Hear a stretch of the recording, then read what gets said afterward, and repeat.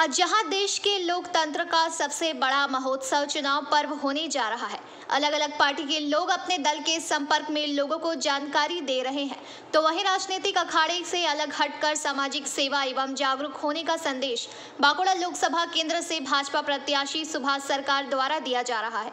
रविवार को आज ऐसा ही नजारा शहर के लोकपुर स्थित तालाब में देखा गया, जहां भाजपा प्रत्याशी खुद तालाब में तैर तो रहे हैं, साथ ही दूसरों को भी तैरने के लिए प्रेरित कर रहे हैं।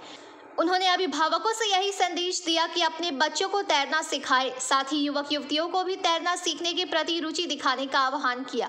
মেসেজটা সাধারণ মানুষকে দিতে চাইলাম যে সব অভিভাবকদের উচিত তাদের ছেলেমেয়েদের সাঁতার শেখাটা একেবারে অপরিহার্য করা উচিত, উদ্বুদ্ধ করা উচিত। আর সমস্ত যুবকদেরও বলতে চাই যারা এখনো সাঁতার জানে না তাদের সাঁতার জানা উচিত। তার কারণ যেভাবেই চলুক, কখনো চলার পথে নদী অতিক্রম করতে হয় বোটে বা স্টিমারে, দুর্ঘটনা ঘটলে সাঁতার জানলে ভেসে থাকবে, মানুষ তাকে উদ্ধার করতে পারবে। এমনকি উড়োজাহাজেও চাপলেও সাঁতার জানা উচিত। অনেক সময় ইমার্জেন্সি সমুদ্রে সেই উড়োজাহাজকে নামাতে হয়, লাইফ জ্যাকেট দিলেও সাঁতার জানলে ভেসে থাকতে সুবিধে। আর নির্বাচন হচ্ছে গণতন্ত্রের উৎসব, সেখানে নিজের দলের কথা বলার সঙ্গে সঙ্গে জনসাধারণকে, সমাজকে মেসেজ দেওয়া সব রাজনৈতিক দলের কর্তব্য।